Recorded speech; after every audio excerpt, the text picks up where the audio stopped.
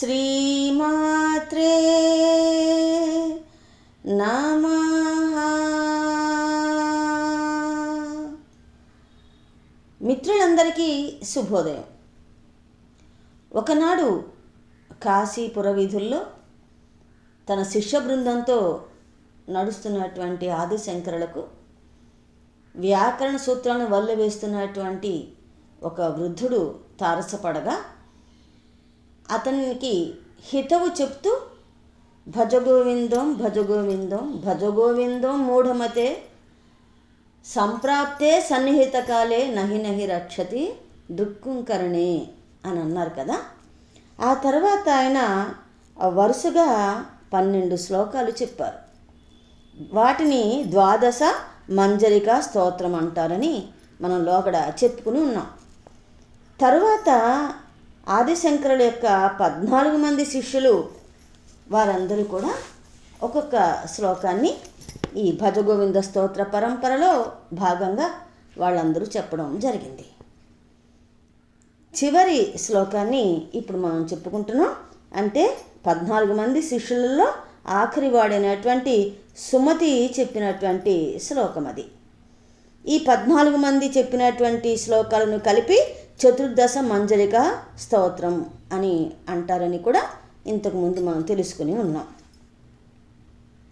ఈ శ్లోకాలన్నీ అంటే శిష్యులందరూ చెప్పిన తర్వాత ఆఖరి శ్లోకంలో ఆధ్యాత్మిక మార్గంలో నడుచుకోవాలనుకున్నటువంటి వారికి ఏ రకమైనటువంటి పద్ధతిని అనుసరించవలసి ఉంటుంది అనేటువంటి దాన్ని ఉదహరిస్తూ ఆయన ఆ సుమతి చెప్పినటువంటి శ్లోకం అది.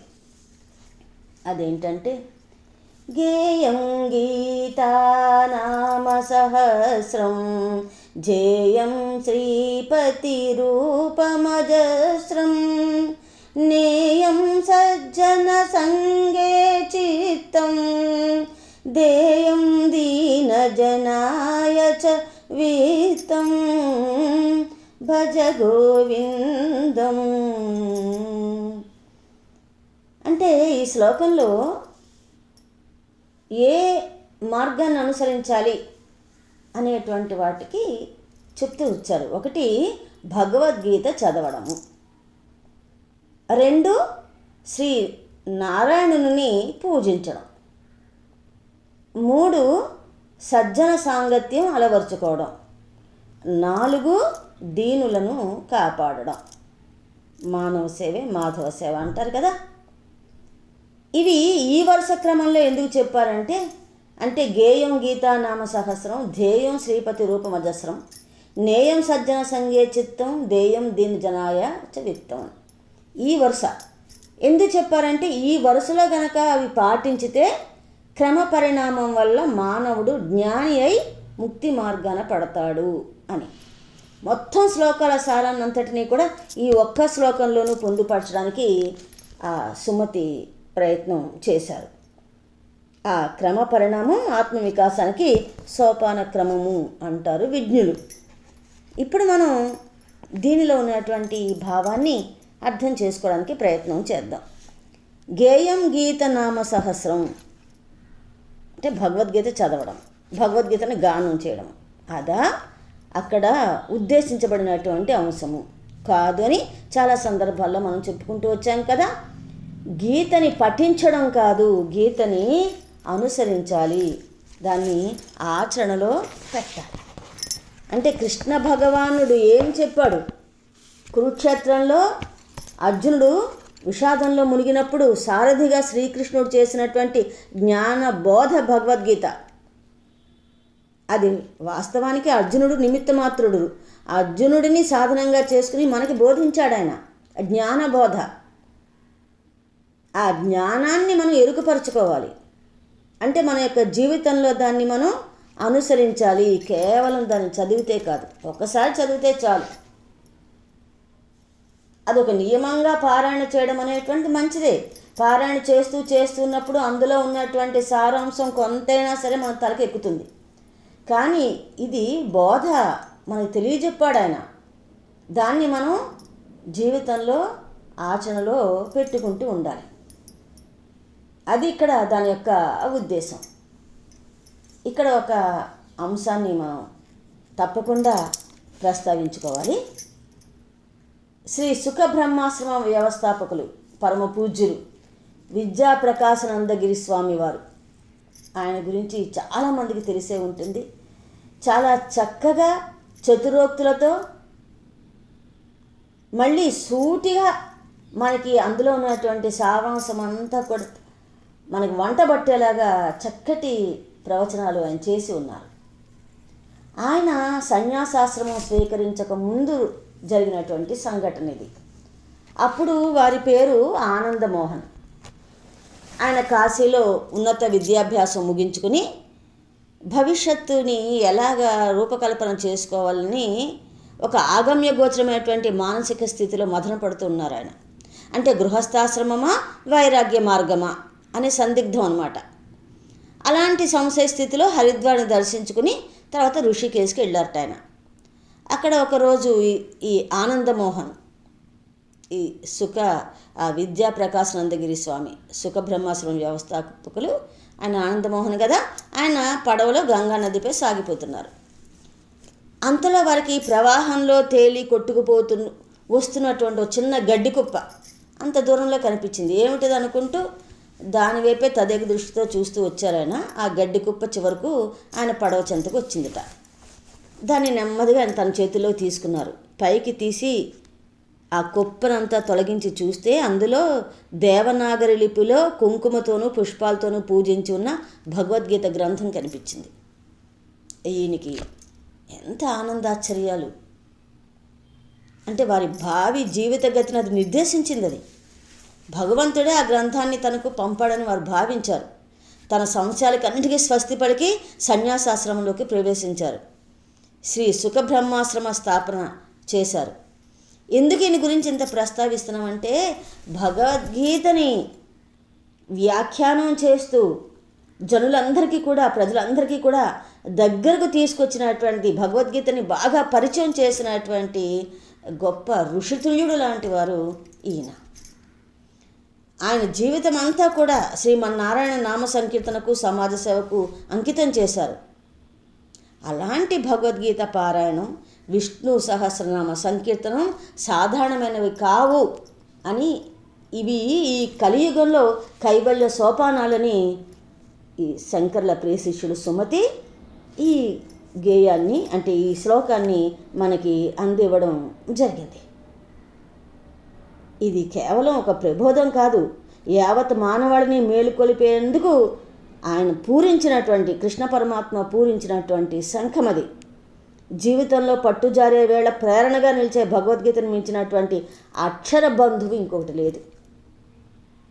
భగవద్గీతని దగ్గర పెట్టుకుని దానిలో మనకు బోధించినటువంటి అంతా కూడా కృష్ణుడు మన ఎదురుకుండా ఉండి మనకు బోధిస్తున్నాడు అన్నప్పుడు మన కర్తవ్యం ఏమిటో మనకు తెలుస్తూ ఉంటుంది. మన జీవన గమ్యం అంతా కూడా అది నిర్దేశిస్తూ ఉంటుంది. అలాంటి గొప్ప ఆ భగవద్గీతని మనం ఎప్పుడు కూడా ఒక భాగం చేసుకోవాలి దైనందిన జీవితంలో.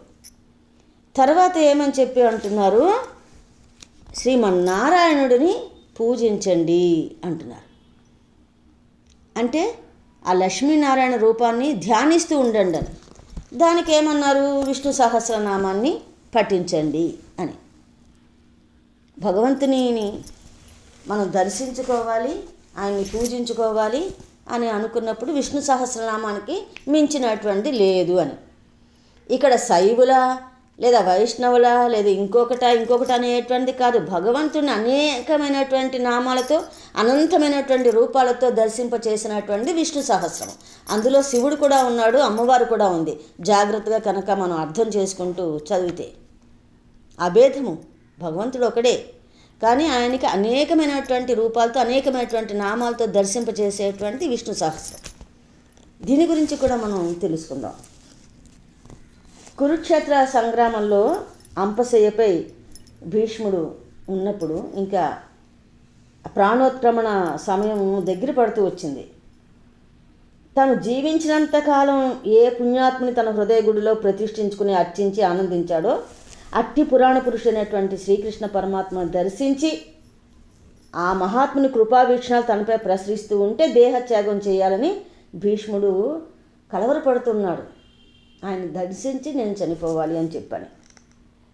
ఇంకోవైపు ధర్మరాజు కురుక్షేత్ర యుద్ధము తన వల్లనే అనివార్యమైంది, తన రాజకాంక్ష కారణంగానే బంధువులందరూ మరణించారని ఆయన వ్యధ చెందుతూ వచ్చాడు ధర్మరాజు. ఈ మహాభక్తులైనటువంటి భీష్ముడికి ధర్మజుడికి ఒకేసారి వారి వారి మనోకాతను తీర్చి వారికి ఆనందం కలగజేయాలని వాసుదేవుడు సంకల్పించుకుని ధర్మరాజుని పిలిచి, ధర్మజ్ఞుడు మహానుభావుడైనటువంటి భీష్మాచార్యులు శరీరాన్ని వదిలేటువంటి సమయం ఆసన్నమైంది, ధర్మ సూక్ష్మాలు తెలుసుకో, ఆయన దగ్గరికి వెళ్ళి అంటారు. అప్పుడు ధర్మరాజు శ్రీకృష్ణుడితో సహా భీష్ముడి దగ్గరికి వస్తాడు. ఆ శ్రీకృష్ణు యొక్క దివ్య అనుగ్రహంతో భీష్ముడు శక్తి సమన్వితుడై యుధిష్ఠునికి ధర్మ సూక్ష్మాలు బోధించాడు. అప్పుడు 6 ప్రశ్నలు అడుగుతాడు ధర్మరాజు భీష్ముడిని. ఏమిటి 6 ప్రశ్నలు అనేటువంటిది అంటే, ఈ లోకంలో ఎవరు ఆరాధ్య దేవుడు, ఏకైక ఆరాధ్య దేవుడు ఎవరు, అది ఒక ప్రశ్న. రెండోది, జీవకోటికి ఉత్తమ గమ్యస్థానం ఏమిటి. మూడోది, ఎవరిని స్తుతించడం ద్వారా మానవాళికి శుభం కలుగుతుంది. 4, ఎవరిని ఆరాధించడం ద్వారా మానవులకు శ్రేయస్సు కలుగుతుంది. 5, సర్వధర్మములలో ఏది ఉత్తమ ధర్మంగా మీరు తలుస్తున్నారు. 6, దేనిని జపించడం ద్వారా జీవులు జనన మరణ రూపమైనటువంటి సంసార బంధం నుంచి విడిపడుతున్నారు అని. అదే చక్కగా ఒక మంచి శ్లోకంలో చెప్పబడింది కదా. విష్ణు సహస్రనామ స్తోత్రానికి ముందు, కిమేకం దైవతం లోకే కిం వాప్యేకం పరాయణం స్తువంతః కం కమర్చంత ప్రాప్నుయుర్మానవా శుభం కోధర్మం సర్వధర్మాణం భవతం పరమోమతః కిం జపన్ముచ్యతే జంతు జన్మ సంసార బంధనాత్ అని. ఈ 6 ప్రశ్నలకి కూడా ఆయన భీష్ముడు సమాధానం చెప్పాడు. ఆ తర్వాత మిగిలిన సంశయాలన్నీ కూడా ధర్మరాజు ఆయన ముందు ఉంచాడు. ఇక చివరికి అన్నిటికీ సమాధానం చెప్పి చివరికి ఆ ఏకైక లోకానికంతటికీ ఏకైక ధర్మమూర్తి శరణాగత ప్రాణి అయినటువంటి ఎవరు అని ఆ విష్ణుమూర్తిని ఆయన స్తుతించాడు. అదే విష్ణు సహస్ర నామం. ప్రశ్నించినవాడు ధర్మరాజు, ధర్మ మార్గంలో చరించి తరించిన మహాత్ముడు ఆయన. సమాధానం చెప్పినవాడు ధర్మస్వరూపుడు మహాభక్తుడైనటువంటి మహితాత్ముడు భీష్ముడు. పుణ్యాత్ములైనటువంటి శ్రీకృష్ణ అర్జున సంవాద ఫలితంగా మనకి గీతామాత దివ్య ప్రబోధం లభించింది. అలాగే మహానుభావులైనటువంటి భీష్మ యుధిష్ఠుల సంవాద ఫలంగా విష్ణు సహస్రనామ ఆ స్తోత్రం ప్రాప్తించింది.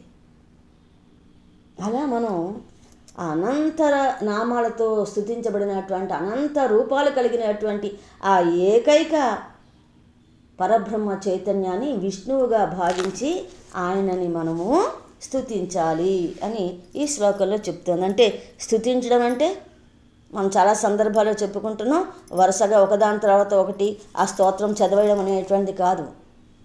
మనం దర్శించాలి. ఆ దర్శించడానికి 2-3 శ్లోకాలైనా చాలు, రోజుకు 1 శ్లోకమైనా చాలు. రోజు విష్ణునామ స్తోత్రం మేము సహస్రనామ స్తోత్రం చదువుతాము అని అనుకోవడం కాదు. నువ్వు ఆ స్తోత్రం చదువుతున్నంతసేపు ఎంత సమయం నువ్వు ఆయన్ని దర్శించావు. ఒక్కొక్క నామంలో ఆయన ఒక రూపాన్ని ఒక్కొక్క రకంగా తెలియచేయడం జరిగింది, నువ్వు అలా దర్శించగలుగుతున్నావా అని. ఇదంతా ఎందుకంటే మనలో ఒక రకమైనటువంటి ధర్మభావన, చిత్తశాంతి ఇవన్నీ కూడా లభిస్తాయి. అలా భగవద్గీతను చదవాలి, శ్రీమన్నారాయణుని స్తుతించాలి, పూజించాలి అని చెప్తున్నారు. మిగతా 2 అంశాలని కూడా మనం తెలుసుకునే ప్రయత్నం చేద్దాం. ఆదిశంకరుల యొక్క ప్రియ శిష్యులు 14 శ్లోకాలు చెప్పిన తర్వాత 4 శ్లోకాలు, చివరిగా 4 శ్లోకాలు శంకరాచార్యుల వారు ఈ భజగోవింద స్తోత్రాన్ని ముగిస్తూ చెప్పి ఉన్నారు.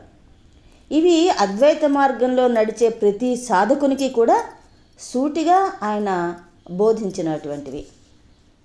అందులో మొట్టమొదటగా ఒక శ్లోకాన్ని మనం తీసుకుందాం. ఈ ప్రపంచంలో మనం సాధించడానికైనా సరే ఆరోగ్యకరమైనటువంటి శరీరము ప్రధాన సాధనము. దీంట్లో ఇంకా వివాదం అనేటువంటిదే లేదు. శరీర మాధ్యం ఖలు ధర్మ సాధనం అన్నారు కదా పెద్దలు. అయితే అలాంటి దేహాన్ని భోగాలకే పరిమితం చేసి రోగాల పుట్టగా మార్చేస్తే మన పురోగతికి ప్రతిబంధకం అవుతుంది. ఏమిటి మన పురోగతి? దేనిలో?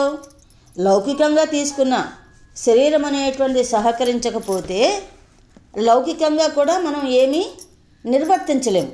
అదేవిధంగా పారమార్థికంగా మనం పురోగతి సాధించాలన్నా ముందు శరీరం అనేటువంటిది సహకరించాలి. అంటే అది ఆరోగ్యకరంగా ఉండాలి. అలాంటప్పుడు మనం భౌతికపరమైనటువంటి వాంఛలను ఎంత తగ్గించుకుంటే మన బుద్ధికి అంత శక్తి, సంకల్ప బలం పెరుగుతాయి కదా. కేవలం దేహపరమైనటువంటి సంరక్షణకు ఆ కాంక్షలకే మన మనస్సును పరిమితం చేస్తూ పోతే ఉన్నతమైనటువంటి విషయాల వైపు దృష్టి మరలదు అని హితవు పలుకుతూ ఆయన చెప్పినటువంటి శ్లోకం ఏమిటంటే,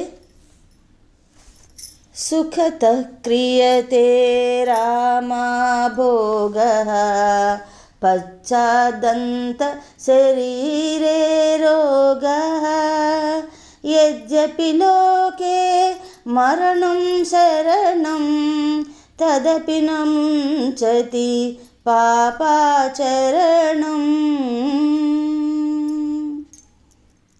అనేమంటున్నారంటే, సుఖాన్ని ఆశించి మానవులు ఇంద్రియలోలులు అవుతున్నారు. దానివల్ల శరీరం రోగాలతో నిండిపోతుంది.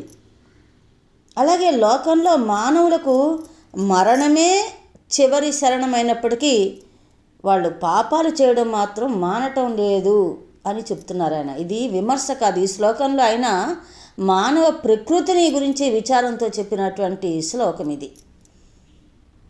ఈ జీవితం అంతా ఒక మాయ, ఒక ఊగిసలాట. ఉన్నతమైనటువంటి ఆదర్శాల నుంచి మనసు వెనక్కి పాపం వైపుది మొగ్గుతూ ఉంటుంది. నీచమైన కోరిక వైపు లాగుతూ ఉంటుంది. మనస్సు అలా లాగకుండా నిగ్రహించుకోగలిగినటువంటి వాడే జ్ఞాని అని ఆయన చెప్తున్నారు.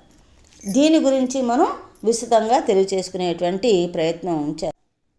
ముందుగా ఇంద్రియాలు అంటే ఏమిటి, మనసు అంటే ఏమిటి, వాటిని కొంచెం లోతుగా గమనిద్దాం. శరీరం అనేటువంటి కోట అనుకుంటే దానికి ద్వారాలు ఇంద్రియాలు, అంటే జ్ఞానేంద్రియాలు. ఇక్కడ మనం గమనించాల్సినటువంటి జ్ఞానేంద్రియాలు. ఈ ఇంద్రియాలకు స్వతహాగా అవగాహన శక్తి అనేటువంటి ఉండదు. ఇప్పుడు కళ్ళు ఉన్నాయి, అవి చూస్తాయి అంతే. అదేవిధంగా ముక్కు అది వాసన గ్రహిస్తుంది, చెవులు వింటాయి, చర్మానికి స్పర్శ, జిహ్వకి రుచి. అయితే ఆ భావనలు కల్పించేది ఏమిటి ఏమనంటే మనస్సు. ఇది కనిపించినటువంటి ఒక 6వ ఇంద్రియం అనేటువంటి జ్ఞానేంద్రియాలు 6వది. ఇది కనిపించదు. కళ్ళు, మనసు కళ్ళతో గనక సంబంధాన్ని కలిగి ఉండకపోతే ఆ కళ్ళు చూస్తాయే తప్పించి అవి ఏ భావాన్ని కూడా, ఏ స్పందనని కూడా కలుగచేయవు. అదేవిధంగా శ్రవణేంద్రియాలు, మనసు దాంతో కలవకపోతే వింటాము కానీ దాని యొక్క భావం అనేటువంటి దాని పట్ల మనకి ఏ రకమైనటువంటి ఆసక్తి ఉండదు. అంటే ఇక్కడ ఏమర్థమవుతోంది? మనస్సు అనేటువంటిది ఈ బాహ్యమైనటువంటి ఇంద్రియాలతో కలిసి, ఈ జ్ఞానేంద్రియాలతో కలిసి అది బాహ్యంగా సంచరిస్తూ ఉంటుంది, బయటికి పోతూ ఉంటుంది ఎప్పుడు కూడా. అందువల్ల మనస్సుతో కలిసినటువంటి జ్ఞానేంద్రియాలన్నీ కూడా ఒక భావనను, ఒక అభిప్రాయాన్ని, లేదా ఒక సంకల్పాన్ని, ఒక కోరికను, ఇవన్నిటిని కూడా కలుగజేస్తూ ఉంటాయి. ఇప్పుడు ఒక దేవాలయానికి వెళ్ళాం. దేవాలయానికి వెళ్ళి భగవంతుని యొక్క విగ్రహాన్ని మనం చూస్తున్నప్పుడు, ఆ మూర్తిని మనం చూస్తున్నప్పుడు మనస్సు నిశ్చలమైతే ఆ మూర్తిని అలా తదేకంగా చూస్తూ ఉంటాం. కానీ మన చూపులు విగ్రహం మీద ఉన్న మనస్సు అనేటువంటి అటు ఇటు సంచరిస్తూ ఉంటే చుట్టుపక్కల ఎవరున్నారు, వాళ్ళు ఏమిటి ధరించారు, లేదా భగవంతుడికి ఏ నైవేద్యాలు పెడుతున్నారు, ఇలాంటి వాటిపైన దృష్టి పోతుంది. అది మన ఇంట్లో పూజా మందిరంలో ఉన్నా లేదా మంచి దేవాలయంలో ఉన్నా కూడా. అలా ఇంద్రియాలు అనేటువంటివి మనసుతో కూడినప్పుడు మనకి అనేక రకాలైనటువంటి కామనలు వస్తూ ఉంటాయి, అనేక రకాలైనటువంటి కోరికలు ఉత్పన్నమవుతూ ఉంటాయి, అనేక రకాలైనటువంటి భావనలు వస్తూ ఉంటాయి. అందులో మంచి ఉండొచ్చు, చెడు అనేటువంటి కూడా ఉండొచ్చు. అందువల్ల విజ్ఞులు ఏం చెప్తూ ఉంటారంటే, ఇంద్రియాలను అవసరమైనంత వరకే మనసు వాటితో కలిసి బాహ్యంగా ఉండాలి. చాలా సమయంలో మనసు ఆ ఇంద్రియాలని లోపలికి అది అంతర్ముఖం చెయ్యాలి అంటారంటే ఇది మనసే కారణం. మనసు బాహ్యంగా ఇంద్రియాలతో కలిసి విషయ అవగాహనని కల్పించడం అనేటువంటి అనివార్యం. ఎందుకంటే మనం జీవించాలి అని అంటే మనకి భౌతిక ప్రపంచంతో సంబంధం అనేటువంటి ఉండాలి. ఆ భౌతిక ప్రపంచంతో సంబంధం అనేటువంటి జ్ఞానేంద్రియాలతో కలిసినటువంటి మనసు కల్పిస్తూ ఉంటుంది. కానీ ఆ భౌతికమైనటువంటి విషయాలకే పరిమితం అయిపోతే మనిషి యొక్క ఉన్నతికి అవరోధం అనేటువంటి కలుగుతుంది. దీనికి ఉదాహరణగా మనం చెప్పుకుందాం. భౌతికమైనటువంటి సుఖాల పట్ల ఇంద్రియాలు కనుక ఆసక్తిని చూపిస్తూ ఉంటే, అంటే ఇక్కడ మనసుతో కూడినటువంటి ఇంద్రియాలు ఆ సుఖాల కోసం వెంపర్లాడుతూ ఉంటే, ఆ భోగలాలసత అనుభవించాలనేటువంటి తపన ఎక్కువైపోతూ ఉంటే, విషయాసక్తి ఎక్కువైపోతూ ఉంటే ఏం జరుగుతుంది? ఈ శరీరం అనేటువంటి రోగాల పుట్ట అయిపోతుంది. అంతే కదా? ఏ భోగాన్ని అనుభవించినా దాని విలువలను మనం ఏదో ఒక రుగ్మత రూపంలో చెల్లించాల్సిందే కదా. ఇంద్రియాలను ఇష్టారాజ్యంగా సంతృప్తిపరుచుకుంటూ పోతుంటే పరివసన ఫలితాలను భరించాల్సిందే. అగ్నికి ఆద్యం పోసి ఆర్పాలనుకోవడం ఎంత అవివేకమో, కోరిందల్లా ఇచ్చి మనసును సంతృప్తిపరచాలనుకోవడం కూడా అంతే అవివేకం కదా. అయితే ప్రస్తుతం మనం ఎలా ఉన్నాము? నయనాల నుంచి నాలుక వరకు, అంటే కళ్ళ నుంచి నాలుక వరకు ఏ ఒక్క ఇంద్రియాన్ని కూడా నియంత్రించుకున్నటువంటి నిస్సహాయ స్థితిలోకి వచ్చేసాం. అందుకే అవసరం లేకపోయినా కంటికి కావాల్సిందల్లా తెచ్చేసుకోవడం, తిని అరగించుకునేటువంటి శక్తి లేకపోయినా జిహ్వ చాపల్యంతో అన్నిటినీ కడుపులోకి తోసేస్తూ ఉండడం, చివరికి ఆసుపత్రుల పాలు అవుతూ ఉంటాం. ఇంతే కదా జరుగుతూ వచ్చింది. అందువల్ల ఇంద్రియాలను మనం ఎంతవరకు బాహాటంగా వెళ్ళాలో అంతవరకే, ఆ తర్వాత దాన్ని సాధ్యమైనంత వరకు అంతర్ముఖం చేయడానికి ఆ సాధన అనేటువంటి చెయ్యాలి అంటారు. ఎలా సాధన? ఇప్పుడు కళ్ళు చూస్తున్నాయి, చూపునిస్తున్నాయి, అంటే భౌతిక ప్రపంచాన్ని, దృశ్య ప్రపంచాన్ని మనకి అనుభూతిలోకి తీసుకొస్తున్నాయి. దృశ్య ప్రపంచాన్ని కళ్ళు. అయితే దాన్ని ఎలా ఉపయోగించుకుంటూ ఉండాలి? మనం ఏది చూసినా అందులో ఒక పవిత్రత అనేటువంటి దాన్ని మనం భావన చేస్తూ ఉండాలి. ఇప్పుడు స్త్రీల పట్ల కాముక దృష్టితో కాకుండా స్త్రీల పట్ల ఒక దైవీభావంతో కనుక చూస్తూ ఉంటే, అంటే మనసుకి ఆ రకమైనటువంటి భావనని సాధన చేయాలి మనం పవిత్రమైనటువంటి దృష్టితో. అదేవిధంగా ఏ ఆహారం తీసుకున్న జిహ్వ చాపల్యం అనేటువంటి ఆ ఆహారం అనేటువంటి ప్రసాద భావంతో కనుక మనం స్వీకరిస్తే, అది ప్రసాదం అంటే కొంచెం తింటాం, ఫలహారం అంటే ఎక్కువ తింటాం కదా. అలా ఇంద్రియాలకు మనం ఒక సాధన అనేటువంటి చేయాలి. స్పర్శ, భగవంతుడు ఇచ్చినటువంటి ఈ ప్రకృతి అంతా కూడా ఎంత సుందరమైనటువంటి ప్రకృతి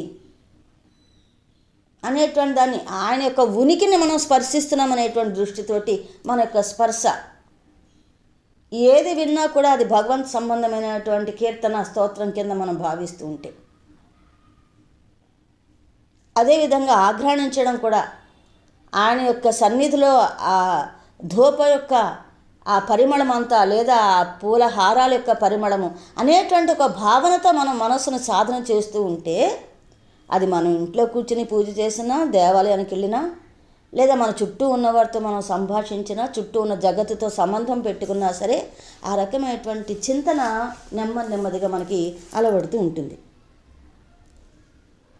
అలా ఇంద్రియ నిగ్రహం అనేటువంటి సాధన చేయాలి. అంతేగాని మనసుకు ఏది ఇష్టమో దాని వైపు మనం వెళ్ళేలా చూడకూడదు. సాధారణంగా మనసుకి దానికి ఏది ఇష్టమో, దానికి ఏది ఆకర్షణ అనేటువంటిది దానికి తెలుసు. అది వ్యామోహాల వైపు లాగుతూ ఉంటుంది. అందువల్ల భౌతిక విషయాల పట్ల ఉన్నంత ఆసక్తి మనకి దైవ సంబంధమైనటువంటి విషయాల పట్ల ఉండదు కదా. అందువల్ల దానికి ఏంటంటే ఆ మనసుకి ఆ రకమైనటువంటి శిక్షణ మనం ఇచ్చుకోవాలి. ఆ ఇచ్చుకోవడం అనేటువంటి కూడా ఒక గొప్ప సాధన. ప్రయత్నపూర్వకంగా మనం చెయ్యాలి. అంటే అక్కడ ఆ బుద్ధిని మనసు నియంత్రించకూడదు, మనసుని బుద్ధి నియంత్రించేటువంటి విధంగా మన యొక్క సాధన అనేటువంటిది ఉండాలి. మనసుని అణగదొక్కేటువంటి విధంగా బుద్ధి అనేటువంటి విచక్షణ, నువ్వేం ఆలోచిస్తున్నావు, నువ్వు ఏమి భావన చేస్తున్నావు, నీ యొక్క కోరికలు ఎలా ఉన్నాయి, ఇవన్నీ కూడా బుద్ధి చెప్తూ ఉండాలి. ఆ మాటను మనం వినాలి. మనసు చెప్పినట్టల్లా నేను నడుస్తూ ఉంటాను, నా మనసు చెప్పినట్టుగానే నేను ఉంటాననేటువంటి కాదు అది. మనసు అటు ఇటు అన్నిటినీ ఆలోచిస్తూ ఉంటుంది, బుద్ధి వివేకంగా ఆలోచిస్తూ ఉంటుంది. అలాంటప్పుడు ఆ ఇంద్రియాలన్నిటినీ కూడా మనం అదుపులో పెట్టుకున్నప్పుడే అది సరి అయినటువంటి విధిగా మన భౌతికమైనటువంటి కార్యకలాపాలు లేదా భగవత్ సంబంధమైనటువంటి కార్యకలాపాలు కూడా మనం సక్రమంగా నిర్వర్తించగలుగుతూ ఉంటాం. ఎందుకంటే ఈ శరీరం అనేటువంటిది అశాశ్వతమైనటువంటిది కదా. మనం నిర్వర్తించేటువంటి కార్యక్రమాలు, కార్యకలాపాలు ఇవన్నీ కూడా ఏ రకమైనటువంటి ఫలితాన్ని ఇస్తున్నాయో అనేటువంటి దాన్ని మనం ఆలోచించాలి కదా. భౌతికమైనటువంటి ఆకర్షణలు, వ్యామోహాలు వెనకాతల ఏమి పొంచి ఉన్నాయో అనేటువంటి దాన్ని కూడా మనం గమనించుకుంటూ ఉండాలి కదా. దీనికి ఒక చక్కటి కథ చెప్పడం జరిగింది. ఒకసారి భక్త కబీరు రామభజనలు చేసుకుంటూ భుజాల జోలి వేసుకుని వీధుల గుండా సాగిపోతూ ఉన్నట్ట. అలా ఇల్లు తిరుగుతూ ఒక అందమైన దేవదాసి ఆ భవనం దగ్గర నిలబడి భిక్షాందేహి అనగానే చాలా అందమైనటువంటి, అందానికే అర్థం చెప్తున్నట్టుగా ఉన్నటువంటి ఆమె భిక్ష తీసుకొచ్చి ఆయన పాత్రలో వేసింది. ఆమెను ఒకసారి అలా చూసి ఒక పసిపాలుడులా చిరునవ్వుతో ఆశీర్వదించి ఆయన ముందుకు వెళ్ళిపోయాడు. కొన్ని నెలల తర్వాత కబీరు మళ్ళీ అదే వీధికి భిక్షాటనకు వచ్చి ఆ ఇంటి ముందు ఆగాడు. ఆ భవనం బూజు పట్టి బోసిపోయి ఉందిట, ఎంత పిలిచినా ఎవరు బయటికి రాలేదు. అలా ముందుకు వెడుతూ ఆయన శ్మశానం ముందు నిలబడి దూరంగా కట్టెలపై సగం కాలిపడి ఉన్న శవాన్ని చూస్తున్నట్ట. అంటే అంతకు ముందు రోజే దీర్ఘవ్యాధితో ఆ దేవదాసి కన్ను మూసింది, ఆవిడ దేహమని ఎవరో చెప్పారు అక్కడ వాళ్ళు. క్షణాలు కాకి వచ్చి ఆ దాసి కపాలంపై వాలింది. అప్పుడు కబీర్కు గతంలో తను చూసినటువంటి ఆమె కళ్ళు స్ఫురించాయి. అయ్యో, ఆనాడు కాటుకతో కళకళ్ళాడి హోయలు కురిపించినటువంటి ఆ కళ్ళు ఏమయ్యాయి? ఈనాడు కపాలం గుంటలుగా మారాయి కదా. అదే కనుదోయిపై కాకులు వాలి కావు కావమంటున్నాయి. భోగాలేవి శాశ్వతం కాదు కాదు అని హెచ్చరిస్తున్నాయి అవి, కావు కావు అంటూ అని మరో ఊరికి వెళ్ళారు. ఇలాంటి ఉదంతాలు ఎన్నో మనకి కనిపిస్తూ ఉంటాయి. భౌతికమైనటువంటి శరీరానికి ఎంతవరకు ప్రాధాన్యత ఇవ్వాలి, ఎంతవరకు సంరక్షణ ఇవ్వాలి అనేటువంటి దాన్ని చూసుకోవాలి. అదేవిధంగా మనసుకు కూడా ఎంతవరకు దాన్ని మనం అనుసరించాలి, ఎలా దాన్ని నియంత్రణ పెట్టాలి అనేటువంటి విషయాన్ని మనం తెలుసుకోవాలి. ఇంకా కొంచెం లోతుగా దీని గురించి ఆలోచన చేద్దాం.